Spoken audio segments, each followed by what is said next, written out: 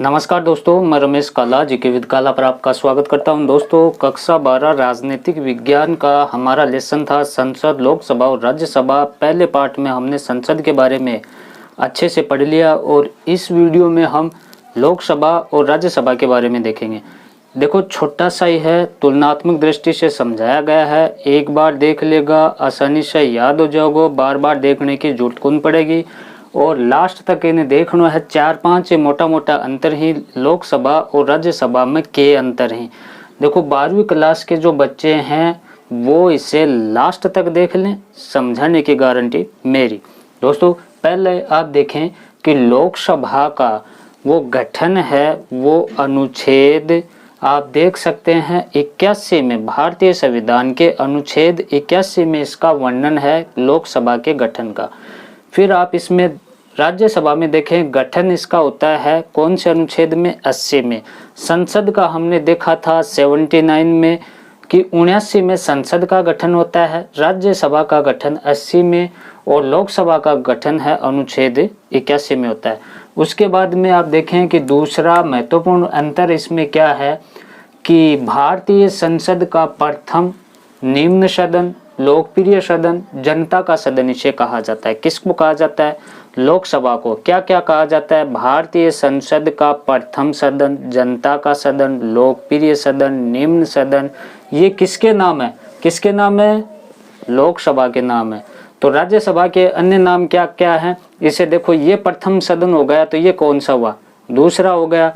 ये निम्न सदन है तो ये कौन सा हुआ? ये उच्च सदन या ऊपरी सदन हो गया। अब ये स्थायी सदन है, क्योंकि राज्यसभा है वो कभी भी भंग नहीं होती, तो ये स्थायी सदन है, ये आपको ध्यान रखना है। तीसरा पॉइंट देखिए आप, लोकसभा के सदस्यों की संख्या 545 है वर्तमान में। कितनी है? लोकसभा के सदस्यों की संख्या कितनी है? 545 है। अधिकतम कितनी हो सके? 552 हो सके। अब 545 ने देखो, निर्वाचित सदस्य 543 हैं। कितना है? 543 हैं। 530 तो राज्यों से, ठीक है, 530 तो निर्वाचित हुए राज्यों और 13 सदस्य निर्वाचित हुए कठों केंद्र शासित प्रदेश हूँ और 2 सदस्य एंग्लो इंडियन के तहत राष्ट्रपति ने नियुक्त करता है। ठीक है। उसके बाद में राज्यसभा में देखें, राज्यसभा में सदस्यों की संख्या 245 है वर्तमान में। कितनी है? 245 है। 250 अधिकतम हो सकती है। 233 सदस्य इसमें निर्वाचित होते हैं और 12 सदस्य है वो मनोनीत होते हैं राष्ट्रपति के द्वारा। वो किनको मनोनीत करता है? कि कला, विज्ञान, साहित्य में जिसका अभूतपूर्व योगदान होता है, अच्छा योगदान होता है, बेस्ट योगदान होता है, ऐसे 12 सदस्यों को वो राज्यसभा में नियुक्त करता है। कौन? राष्ट्रपति। 8 तक समझ में आयोगे? दोबारा और पढ़ लेंगे।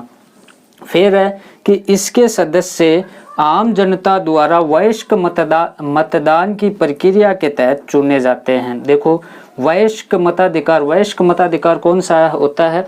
पहले तो 21 वर्ष थी वोट देने की उम्र और फिर 18 वर्ष हो गए 61वें संविधान संशोधन के द्वारा। अब यहाँ देखें दोस्तों कि इसके सदस्य का चुनाव है वो आम जनता, मतलब वोटिंग करती है। सांसद हम चुनते हैं, लोकसभा का जब चुनाव होता है तो हम सांसद एमपी चुनते हैं, तो वो डायरेक्ट वोटिंग करते हैं। हम प्रत्यक्ष मतदान होता है तो इसे मतलब कि चुने जाता है, तो इसकी वोटिंग प्रक्रिया है वो प्रत्यक्ष है।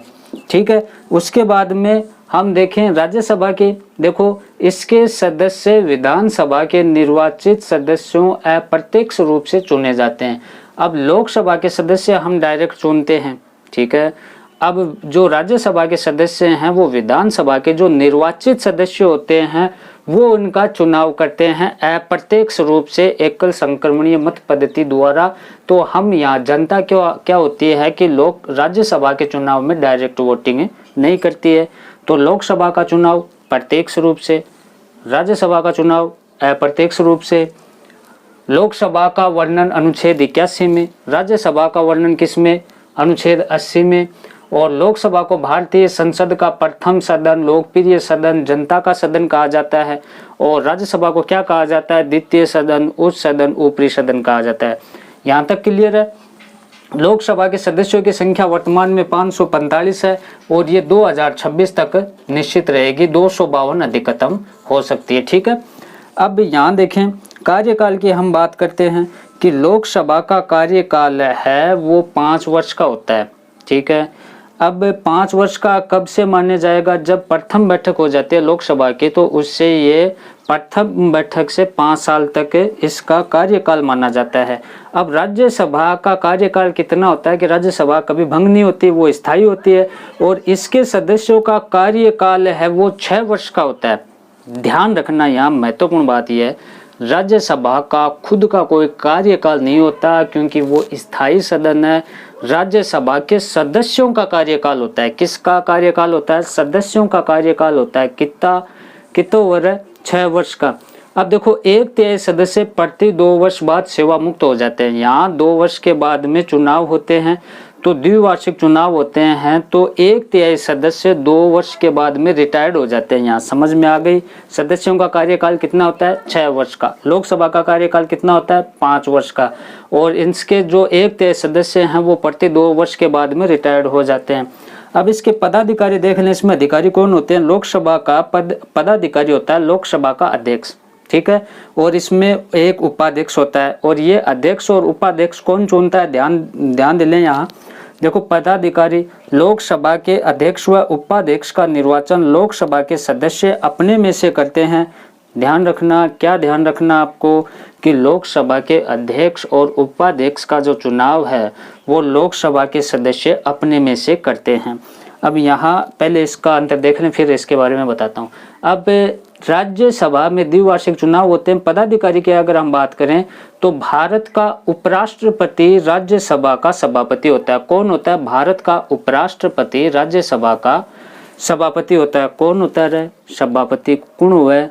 हाँ, उपराष्ट्रपति। और लोकसभा को कौन हुआ है? लोकसभा को अध्यक्ष, जिन स्पीकर की, ठीक है। योग्यता की अगर हम बात करें तो लोकसभा को सदस्य बनने खातर, चुनाव लड़ने खातर 25 साल उम्र होनी चाहिए, और राज्यसभा के लिए कितनी? 30 वर्ष उम्र होनी चाहिए। ये दोनों में अंतर है। अब यहाँ लोकसभा का प्रथम अध्यक्ष GV मावलंकर था, गणेश वासुदेव मावलंकर, और वर्तमान में ओम बिरला है। आपको पता है राजस्थान से इनका संबंध है, कोटा से सांसद हैं। और पदाधिकारी, अगर राज्यसभा के पदाधिकारी की हम बात करें तो राज्यसभा का उपराष्ट्रपति पदाधिकारी होता है, और ये उपराष्ट्रपति कौन है? के वेंकैया नायडू है। और सर्वपल्ली राधाकृष्णन वो पहले उपराष्ट्रपति थे, ये आपको पता होगा। और इसमें से देखो, जो मेन डिफरेंस था वो मैंने बता दिया, और संसद वाले में अच्छे से मैंने इसको पढ़ा रखा है। पहला पार्ट भी आप जरूर देख लें, जिससे ये पार्ट समझ में आ जाएगा, क्योंकि बोर्ड एग्जाम में लोकसभा और राज्यसभा से 101% क्वेश्चन पूछा जाता है। और अगर कोई आपको दिक्कत लग रही है तो मुझे कमेंट के द्वारा पूछ सकते हो। मैंने मोटी मोटी चीज़ें कक्षा 12 के लिए जो चीज़ ध्यान में रखनी चाहिए वो चीज़ें मैंने बता दी है। धन्यवाद दोस्तों।